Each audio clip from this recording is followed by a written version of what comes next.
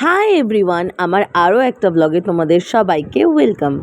আমার দ্বারা মনে হয় জীবনে কোনোদিনও সোলো ট্রিপ হবে না, কারণ আমি একা একা কোথাও যেতে পারি না। নয় আমি আমার বরকে নিয়ে যাই, নয় আমি আমার বন্ধুদেরকে নিয়ে যাই, নয় আগে আমার মা ছিল আমার পার্টনার। তো এখন তো আর মাকে পাই না, তো আমার বরই একমাত্র সঙ্গী।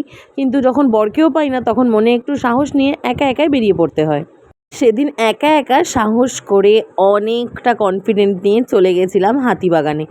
এমনটা নয় যে আমি ভয় পাই বা আমি পারবো না এটা ভাবি, কিন্তু এটা ভাবি একা ভালো লাগে না। চলে গেছিলাম হাতিবাগান এম বাজারে।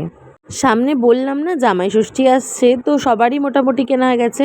সেদিন তো শুধু ভাইয়েরটা কেনাকাটা হয়ে গেছিলো, আর আজকে এসেছে আমার বাবার জন্য কিনতে। বাবার জন্য তো হাফ শার্ট পাইনি, তাই জন্য বাবার জন্য একটা টি শার্ট আর আমার সংসারের টুকিটাকি কিছু কেনাকাটা করে বেরিয়ে পড়েছিলাম। তারপর ফুটপাত দিয়ে হাঁটতে হাঁটতে কিছু কেনাকাটা করে চলে এসেছিলাম এই দাদার দোকানে। এই দাদার দোকান থেকে আমি একটু ঘুগনি চাট খেয়েছিলাম, যেটা দারুণ ছিল। তারপর উঠে পড়েছিলাম বাসে। হালাতটা জাস্ট দেখো। চলো এবার বাড়ি ফেরার পালা। টাটা, ভিডিওটা এখানেই শেষ করছি।